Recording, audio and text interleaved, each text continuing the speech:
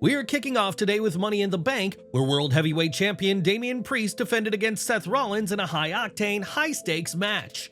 In the most bizarre call of the night, though, Rollins executed a Falcon Arrow, but the referee controversially stopped counting at 2, despite Priest not kicking out.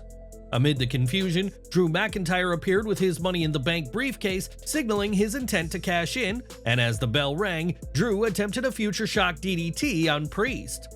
The champion countered with a clothesline, and in the ensuing chaos, CM Punk appeared and assaulted Drew with a chair, choked him with a cable, and struck him with the title belt. Seizing the opportunity, Priest capitalized by pinning McIntyre to retain his championship, but for many, the biggest takeaway was that Rollins should have already won the title. There has been speculation about whether the incident was a mistake by the referee, if a disoriented Priest forgot to kick out, or if it was a timing issue with Drew McIntyre's interruption. On the post-show, Triple H said he'd need to speak to the referee, implying it was a storyline aspect, as the referee had no choice but to stop the count given that there was more planned. Triple H stated that mistakes happen in the ring, adding that if he were involved in this situation, it would dominate his thoughts regardless of how good the rest of the performance was. The game added that it was a shame this moment would overshadow Priest's otherwise excellent performance and didn't appreciate people focusing on this botch. He wished he could isolate Priest from the negativity and help him focus on the positives of his performance and the successful streak he's been on in his role as World Heavyweight Champion. Triple H wasn't done yet, as he praised Priest's journey and accomplishments, as well as his transformation and dedication that has made him a late career success. As for Priest, he was said to have been fine afterward, though if the referee had counted at 3, the title would have switched to Seth Rollins, greatly affecting the rest of the plans. After all, had Priest lost the title before McIntyre's cash-in, it would have made Drew's match a one-on-one affair without the no DQ rules associated with a triple threat match. That would have made Punk's attack illegal, and the stipulation that Rollins can no longer challenge Priest for the world title would have been invalid. A completed 3 count by the ref also would have meant that Priest was no longer in Judgment Day according to the match rules, as so much could have changed with one more count. It's possible WWE might address this on television, as they've been incorporating real-life situations such as contract issues, and this real incident could add an interesting twist. With SummerSlam on the horizon, WWE continues to build excitement as the road to the biggest event of the summer is heating up with plenty of questions coming out of Toronto. We'll have to wait and see how Damian Priest is booked as world champion in the coming weeks, as a SummerSlam showdown with Gunther awaits the Archer of Infamy. On the Money in the Bank post-show, Drew McIntyre crashed the event and was furious as to what had transpired with CM Punk and cut a scathing promo into the camera. McIntyre warned Punk that he knows where his family lives, and as officials tried to restrain Drew, Raw GM Adam Pearce caught an elbow to the jaw, which only escalated matters. Taking to Twitter yesterday, Pearce addressed the situation, stating that both Punk and McIntyre had been fined an undisclosed amount for what happened in Toronto. Pearce went even further, stating that McIntyre has been indefinitely suspended due to that elbow strike on the post-show, and added that the matter will be addressed on Raw. McIntyre will, in theory, not be at this week's Raw, but suspensions are usually easier said than done in WWE. And what do you make of all this? Let us know in the comments section below. CM Punk and Seth Rollins teased reigniting their issues at Money in the Bank, and the two had a stare down as Punk had effectively also cost Rollins the World Heavyweight title. New footage of the confrontation is now made rounds online, which shows Rollins screaming at Punk for ruining the match before eventually making his way to the back while still frustrated. CM Punk will ultimately do things his way, that's never been in doubt, but in his efforts to screw over Drew McIntyre, the best in the world has once again made an enemy of Seth Rollins. Over to NXT Heatwave's Ethan Page was in the right place at the right time in an insane fatal 4-way for the NXT Championship in the show's main event. Trick Williams blasted Javon Evans with a trick shot, only to be caught by Shawn Spears, allowing the all-ego talent to steal the pinfall and the title. Matches like this can quickly devolve into choreographed spots, and this one fell into that trap early and often, but the spots were fun and had the crowd invested. If a match is going to devolve into a complete spot fest, they need to be this fun, and this was absolutely wild and barely gave anyone a chance to breathe. On a night where every other champion retained, Page stealing the gold from Trick was a great cherry on top, and it sold that anything can happen in WWE NXT. Trick will likely regain the NXT title in time, but this hero is better on the chase than holding the title, and this was a much better moment for All Ego to steal it than at Battleground. NXT Heatwave also saw TNA Wrestling's Joe Hendry make his presence felt, but waited until the very last moment of the show to do so.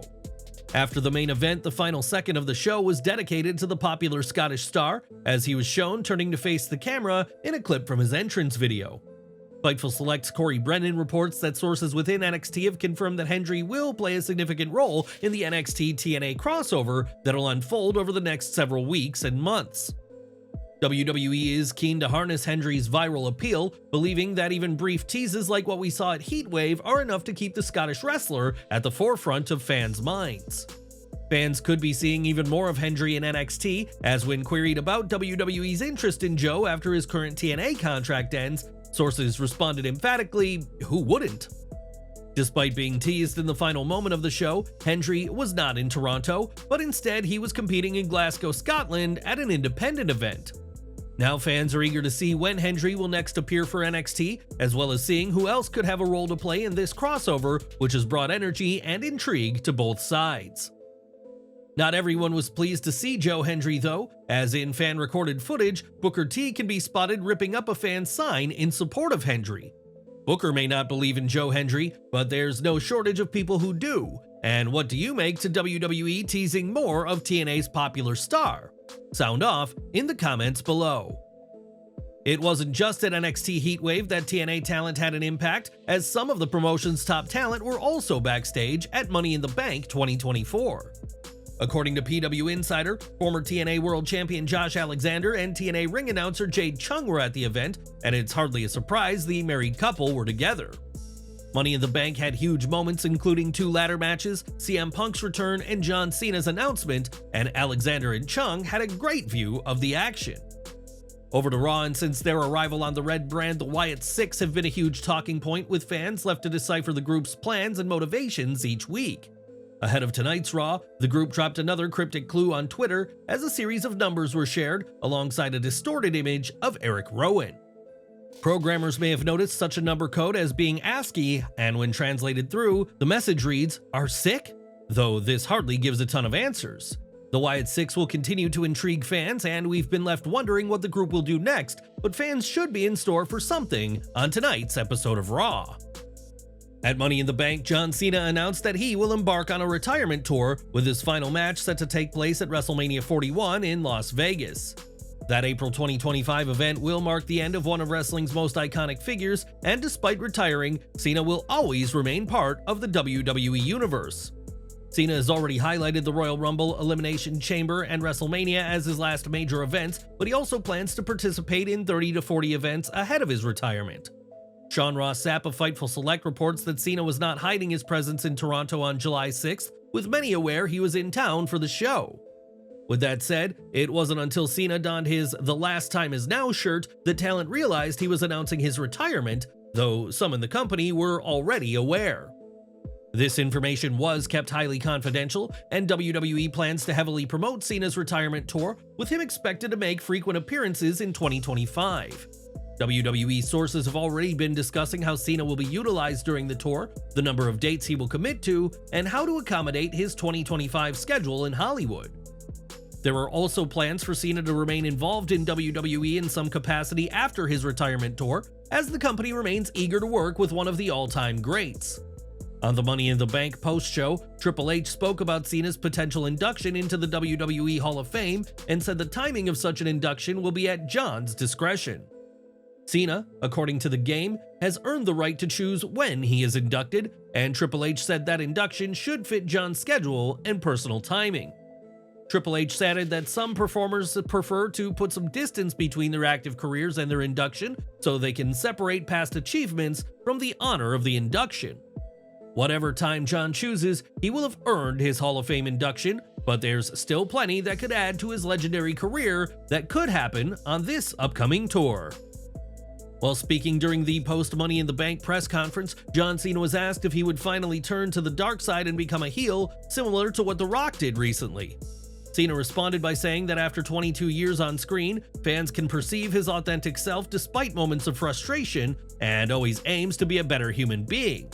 Turning heel at this stage of his career would contradict those values, and he doubts how effective of a heel he'd be, as fans would recognize that he wouldn't be authentic. Details of Cena's farewell tour are yet to be announced, but there's speculation he might capture another world title, breaking Ric Flair's record and becoming a 17-time world champion. Many possibilities exist, but for now, all we know is that 2025 will be the year John Cena retires. And who do you want to see him feud with until then? Sound off in the comments. At Money in the Bank, Tonga Loa was supposed to deliver a low blow to Kevin Owens, but his first attempt missed the mark and hit Owens in the buttocks. The second attempt was also poorly executed, and Sean Ross Sapp of Fightful Select reported that there was a lot of lighthearted joking backstage about Tonga Loa's botch. There was also an issue where Loa accidentally struck Tama Tonga in the head, and this wasn't the only incident that took place at Money in the Bank. Zoe Stark hit her head hard on the ladder during the women's Money in the Bank ladder match, while Lyra Valkyria suffered an unfortunate botch off the ropes. Chelsea Green took a huge fall off a ladder through some tables to the outside, while Chad Gable took a hard bump from the location of the Money in the Bank briefcase to the mat. Thankfully, they were all confirmed to be okay after their big spots, as was the referee of the 6-man tag match, who had recently returned from injury and had taken several bumps. That match saw the Bloodline best Cody Rhodes, Kevin Owens, and Randy Orton, and the referee was taken out of the picture so that things could devolve into chaos. Speaking of that match, Rhodes botched a dive to the outside that struck Tonga Loa on the head, with some fearing it gave him a concussion, but that hasn't been confirmed at this time. Fortunately, no major injuries occurred at Money in the Bank despite the physically demanding nature of the event, though some talent will no doubt be feeling sore after the Toronto show. Money in the Bank marked the in-ring debut of Jacob Fatu, who debuted mere weeks earlier, but getting him to the show proved to be an ordeal in itself. On the Countdown show before Money in the Bank, Michael Cole said that WWE and Triple H had to work with Canadian authorities to get Fatu in Canada so that he could compete. Cole chalked this up to being a sign of how dangerous Fatu is, but the reality is that his very real criminal record has previously prevented him from wrestling outside the US. At 18, Fatu was arrested for armed robbery, leading to an undisclosed jail term, and this led many to believe for years that WWE would never sign him. Now Fatu is a fully fledged WWE superstar, but the mistakes of his past continue to affect the career of the Bloodline's latest edition. More from Money in the Bank, as CM Punk's interference in the World Heavyweight title match has raised a lot of questions about his condition, and Punk had answers on the post-show. When asked about his situation, close to 6 months after his injury during the Men's Royal Rumble match, Punk said he felt like he's ready to go. He said, "I feel great and I'm ready to go, but there are things in place to protect me from myself." It's been rumored for some time that Punk will face Drew McIntyre at SummerSlam, though that all hinges on whether Drew remains suspended from WWE TV. On the post-show, Punk was also asked about AJ Lee and a possible in-ring return, and said that she's at home caring for their dog Larry. Punk didn't rule out the never say never idea of a return entirely. Punk said AJ is currently happily pursuing endeavors outside of the wrestling business. AJ's name has come up multiple times since Punk's return to WWE, and while there's plenty of fans who'd love to see her back, it doesn't appear to be in the cards at this time. Hopefully, Punk can remain injury-free from here on out, as setbacks would play a huge role in his AEW run, and it doesn't sound like it'll be too much longer before he's back in the ring. It was only recently that WWE introduced its first women's mid-card title, the NXT North American Women's title, but more gold like this could be in the works. According to a source online, WWE are considering women's Intercontinental and US titles, which would serve in similar role to their male counterparts on Raw and SmackDown. WWE has plenty of titles already, and do you think more gold should be added to programming? Sound off in the comments section down below. At Forbidden Door, Stephanie Vaquer lost the NJPW Strong Women's title to Mercedes Moné, but the CMLL star certainly impressed on the big stage. After the show, it was said that Vaquer impressed a lot of people backstage for getting the crowd on her side, especially as they'd be more familiar with Moné and her work. According to Mexican newspaper Record, Vaquer is now posed to leave CMLL, and she already has been approached by execs from WWE and AEW who are interested in her. Vaquer may have lost at Forbidden Door, but there's been a silver lining to this defeat, and we'll have to see whether she appears more for AEW or tries her hand in WWE in the future.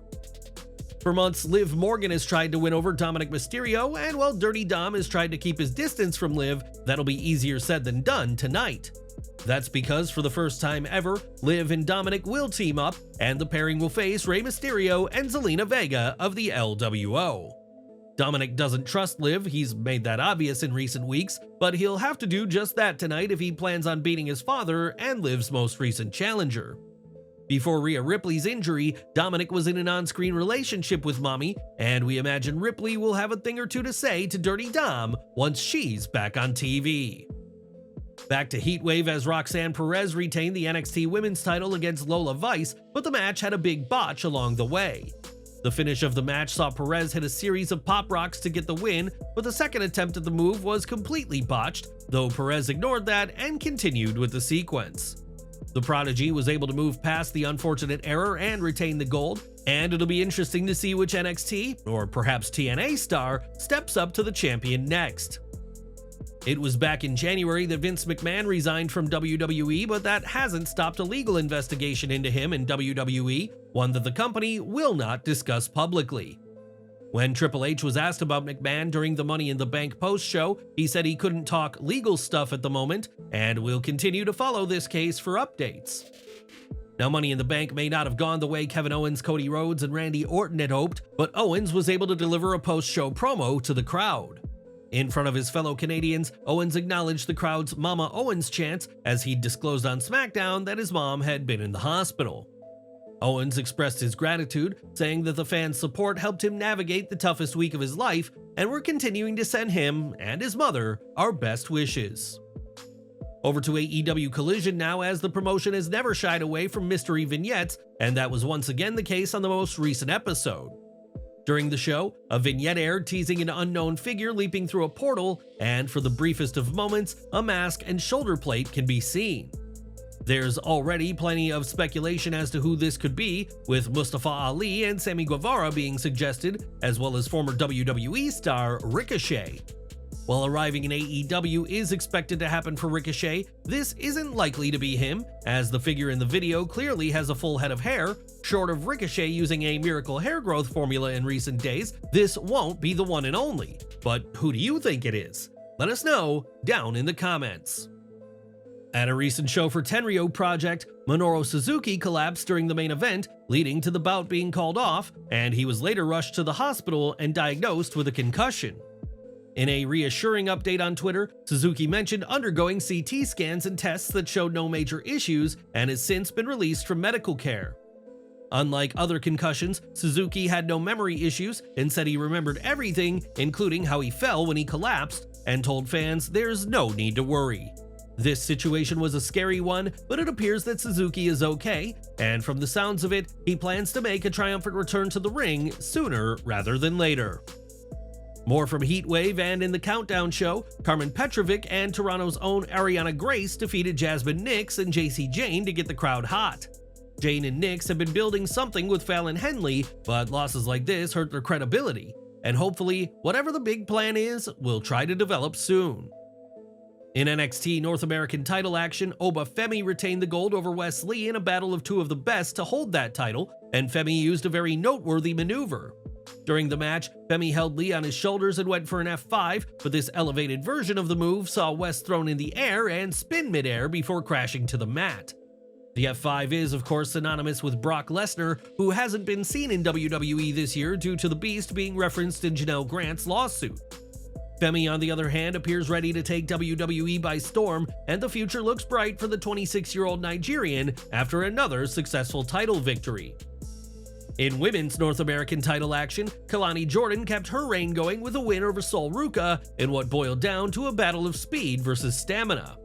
Ruka had the former, but Jordan had greater stamina, and this mix of two talented young women helped make this the best WWE match to date for either woman.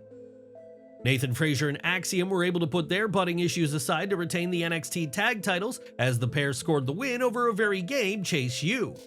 This could have gone either way, and whenever Frazier and Axiom do lose the titles, here's hoping that their overdue call-up to the main roster is not far behind.